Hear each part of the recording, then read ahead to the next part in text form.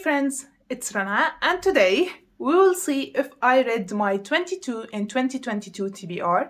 This challenge is basically a reading challenge that everyone on Bookstagram and Booktube participated in at the start of the year, where everyone picked 22 books that they are excited to read during this year. And it is December and the year is about to end, so I thought that it is the best time to see if I actually read some or the majority of my TBR. I know we still have like a couple of weeks before the end of the year, and I can squeeze a book or two before it ends, but I'm certain that I won't do that because I'm in the mood to read manga and only manga, so I won't be picking any more books. So the result of this video won't be changing, trust me. So let's see what books I had on my TBR and how many of them have I read.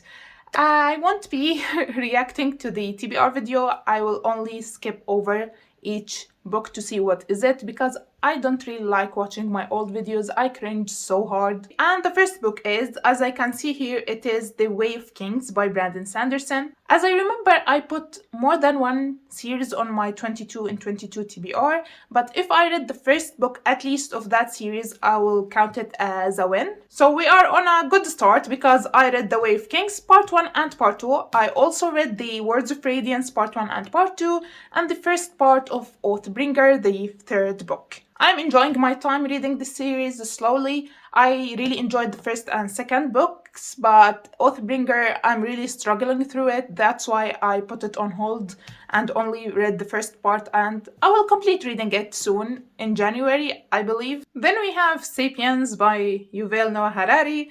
I had this book not only on this TBR, but also on my nonfiction TBR, so that's 2 TBRs, and I managed to fail reading it 2 times now because it is very intimidating tome and I didn't have the time to dedicate to only reading this book, so this one was a fail. The next book is a classic and it is A Tale of Two Cities by Charles Dickens. I had this book over 8 years and I still haven't read it, so another fail.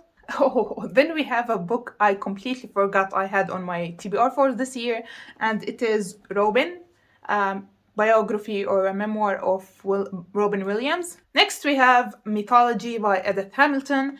This one I started reading months and months ago. I think I read about 75 pages and I stopped, but it is the only book now on my currently reading shelf on Goodreads aside from the manga that I'm reading, which is The Promised Neverland, by the way.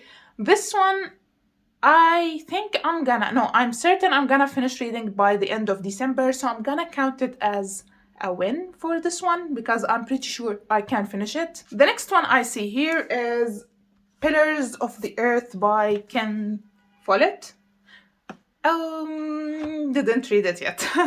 I am really excited for this one, but I really want to dedicate time for it, like a month, to enjoy reading it because it's quite long, so another fail. So far, as I can see, I'm really bad at reading my physical TBR. I'm way better at reading my ebooks because they are easier to read anywhere and everywhere.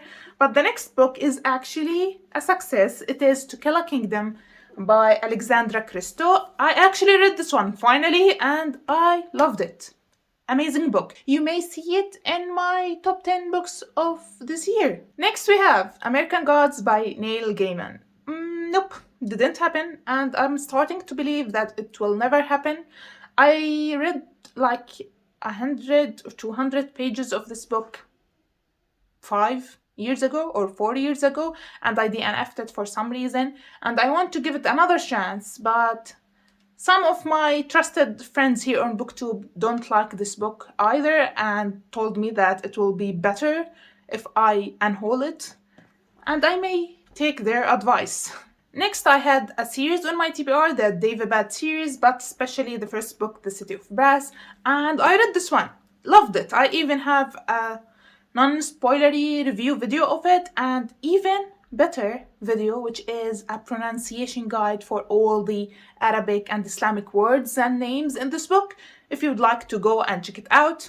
But I really love this book. Next we have Metamorphosis by Ovid. It didn't happen. I didn't read this book. I actually didn't read much classic and classical books this year, except for The Picture of Dorian Gray, and that's it. I really did a horrible job reading classics this year. Next on my TBR, I had Vicious by Victoria Schwab. Yes, I read this one and I loved it. I loved it a lot.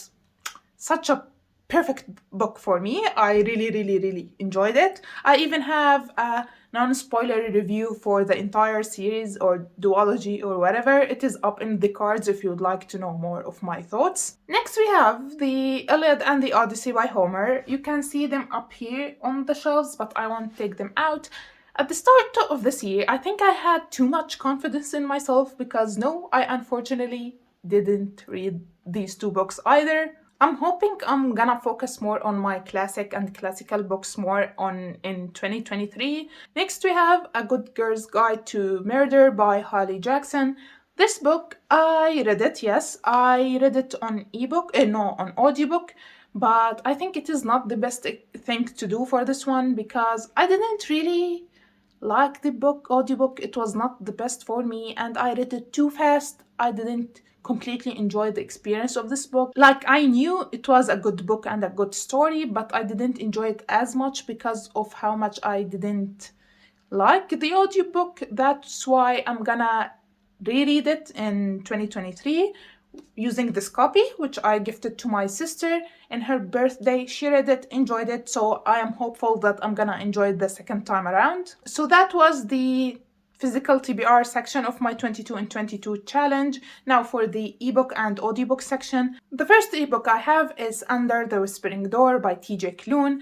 Yes, I read this book. It was okay, not as good as The House in the Cerulean Sea, but at least I read it, so a win is a win. Next we have The Picture of Dorian Gray by Oscar Wilde. This book, yes, I read it just as I said right now. It is the only classic I read in 2022. Then we have The Four Winds by Kristen Hanna.